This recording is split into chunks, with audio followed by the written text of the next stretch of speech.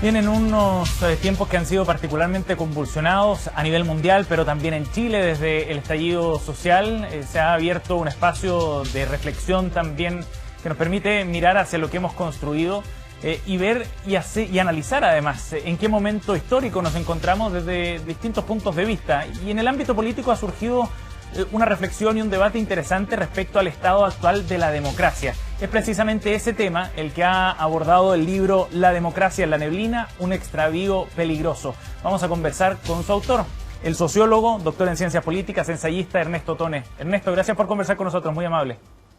Muchas gracias a ustedes por recibir. Bueno, Ernesto, en el título ya de alguna manera se deja entrever cuál es el problema que usted está abordando, las dificultades que tiene hoy la democracia, las dudas que surgen desde la misma ciudadanía respecto a este sistema político para ordenarnos, para organizarnos. ¿De dónde nace su inquietud al respecto y por qué decide escribirlo además en este punto específico de la historia?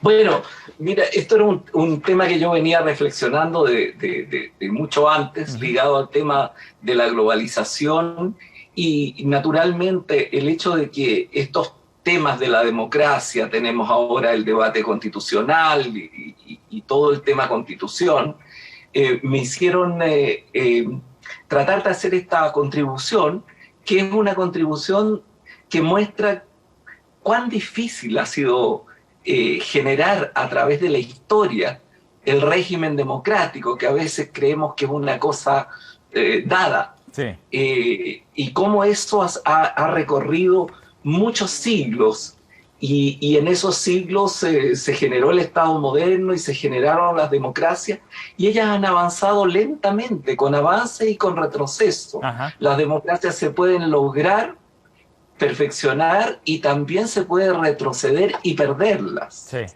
Y que la crisis que vivimos actualmente de representatividad, de desconfianza hacia los sistemas políticos, de desconfianza hacia los representantes, temas que se han profundizado también. Ajá. Por una extremada desregulación económica en el mundo que ha generado mayores desigualdades. Sí. Sociales. Todos estos elementos no son chilenos. Claro. Son elementos mundiales del cual los problemas chilenos son una parte de ellos. Sí.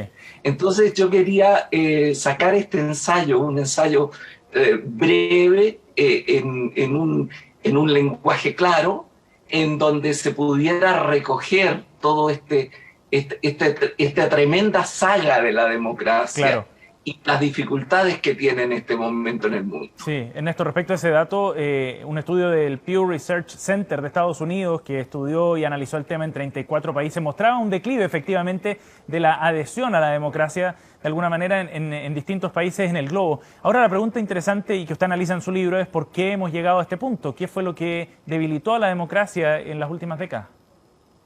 Bueno, yo te diría que hay varias razones. Uno es, sin duda, el paso de la sociedad industrial a la sociedad de la información. Esto ha significado una revolución de las comunicaciones tremendamente fuerte, una presencia del Internet que ha significado también que ya no hay un emisor y un receptor, sino el emisor y el receptor son al mismo tiempo. Por lo tanto, la posibilidad de que la opinión pública pese mucho en la gestión política es una cuestión nueva, es lo que Stefano Rodotà llama la doxocracia. Ajá. Que es la democracia de la opinión pública. Sí. Entonces eso le pone dificultades también al funcionamiento de las instituciones clásicas de la democracia, parlamento, partidos políticos, etcétera. Ese es un elemento. El otro elemento que yo te señalaba es precisamente esta desregulación económica que estamos viviendo desde los años 80 del siglo pasado y que ha significado un crecimiento de la desigualdad en el mundo. Sí.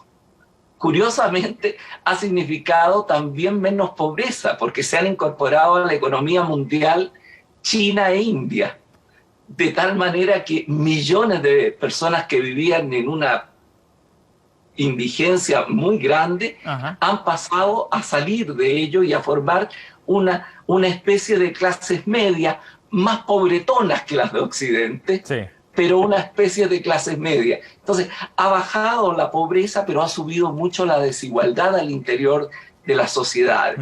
De la sociedad, sobre todo en los países desarrollados y en los países intermedios como los nuestros en América Latina. Claro. Que aunque la desigualdad bajó hasta el 2013, entre el 2003 y el 2013, el 2013 empezó a crecer. ¿Y esa ¿sí?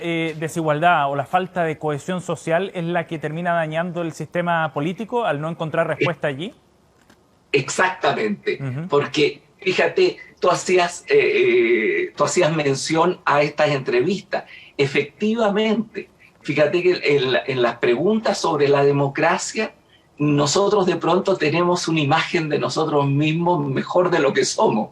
Es decir, nos gusta la democracia mientras la democracia entregue resultados, ¿ya? Claro. Pero cuando esos resultados son menores, empiezan las tentaciones simplificadoras, ya sea de los populismos o de los autoritarismos, sí, de izquierda o de derecha. Sí, claro.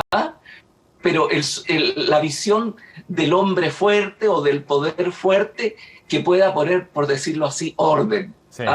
Y ahí se pierde un poco esa pasión por la democracia. En esto, y pecamos de exceso de confianza en lo que habíamos alcanzado respecto a la democracia. Se lo pregunto porque a comienzos de los 90 o fines de los 80, ya no recuerdo bien la fecha, pero se planteaba la tesis del fin de la historia, ¿no? De este momento en que la democracia y el sistema de libre mercado ya se habían transformado en el sistema definitivo de alguna manera. Claro, existió esa ilusión a finales de los 80, comienzos de los 90, y ahí estuvo los planteamientos de Francis Fukuyama. Exacto. Que hoy día ha cambiado de opinión, por cierto. Sí, se actualizó. Hoy día es un crítico de las cosas que están pasando. Pero en ese momento él tuvo la impresión, con una lectura un tanto tosca de Hegel y Kojève, que finalmente había ganado la democracia liberal y que había ganado el capitalismo como sistema, y que por lo tanto lo que quedaba posteriormente era simplemente construir sobre esa base. Y ahí vimos que hay otro conjunto de problemas que aparecen. Este problema de las comunicaciones, el problema de las culturas, de las civilizaciones, como lo planteó Huntington desde el punto de vista conservador, sí, ¿no es cierto? Y surgen otras guerras, otro conflicto. Terminó el conflicto este-oeste, pero hoy día, bueno, hay autores que hablan de una segunda guerra fría. Exacto.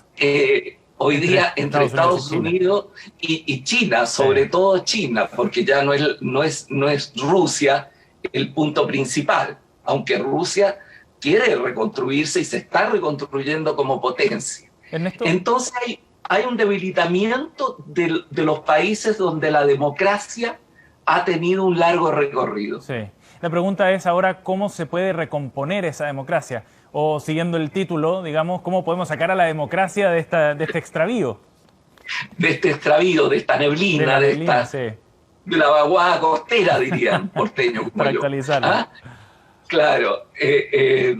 Mira, yo creo que aquí hay varios problemas que enfrentar. Lo primero es cómo todos estos elementos nuevos de comunicación, cómo esta realidad nueva que nosotros tenemos, la combinamos con las instituciones clásicas de la democracia.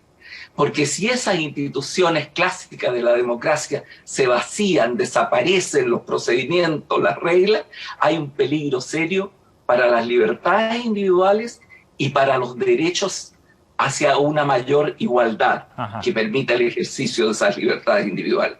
Y ese es un problema muy serio, cómo se combina esta situación que va a seguir en el futuro, el cambio de las comunicaciones, etcétera. Incluso van a haber otros problemas de la robótica, la inteligencia artificial, que son grandes avances, pero también traen sus desafíos. Sí, claro. Internet se ha vuelto de una parte algo muy positivo, que nos permite estar haciendo lo que estamos haciendo en este momento. Ernesto, ¿y usted en ese sentido es más optimista o pesimista respecto a las posibilidades que la tecnología le da a la democracia para revitalizarla? Mira, hubo un momento de gran optimismo entre los intelectuales. Hubo un momento de gran optimismo. Se pensaba que con Internet cada uno se prepararía su menú informativo y por lo tanto todo esto sería mucho más amplio, la democracia. Pero resulta que no ha sido así. Fíjate tú que muchos de esos menús informativos son menús que se forman sobre la base de los que piensan como tú. Ajá. Entonces claro, tú dejas de recibir la opinión del otro. Sí. Y por lo tanto, en vez de ampliarse la democracia, se generan un conjunto de tribus que piensan hacia adentro. Aislados, en cámaras de eco. Aislados, pero que no escuchan la voz del otro. Pero y de ahí nacen también la validez de las fake news. Sí, porque finalmente al votante de Trump, por poner un ejemplo concreto, no le importa si Trump dice una mentira o no. Exacto. Trump puede decir que Obama es musulmán. Sí. Ernesto, pero no le importa porque eso le queda cómodo. Exacto, y es útil para sus pensamientos. Pero en esto también hay otros que creen que la tecnología también podría llevarnos a mayor, a una democracia directa, a una democracia líquida, como se dice, más delegativa. Claro, pero yo no creo en la democracia directa para los grandes números. La democracia directa solo pudo existir en la Grecia antigua, que era otra cosa. Sí. Y además acuérdate que en la Grecia antigua quienes participaban en la democracia no eran los 35.000 habitantes de la polis. Claro. Eran alrededor de 3.000 personas, porque no estaban ni las mujeres, ni los metecos, que eran los extranjeros, ni los esclavos. Sí. Entonces, tampoco podemos llevar a eso. Tú no puedes hacer una democracia directa. Una democracia directa terminaría necesariamente en un autoritarismo. Sí. Nos falta tiempo para seguir profundizando en un tema tan interesante, sobre todo para el contexto que estamos viviendo acá en Chile cuando vienen instancias tan relevantes de discusión política como la Convención Constitucional. Ernesto, muchísimas gracias por conversar con nosotros, muy amable. No, gracias a ti. Un gusto. Fue un gusto. Igualmente. Chao. Bueno, el libro de Ernesto O'Tonnell, La democracia en la neblina, un extravío peligroso, está disponible ya en librerías para profundizar en esta idea que, como decíamos, es muy contingente para los desafíos que vienen en Chile en la discusión política a partir de este año.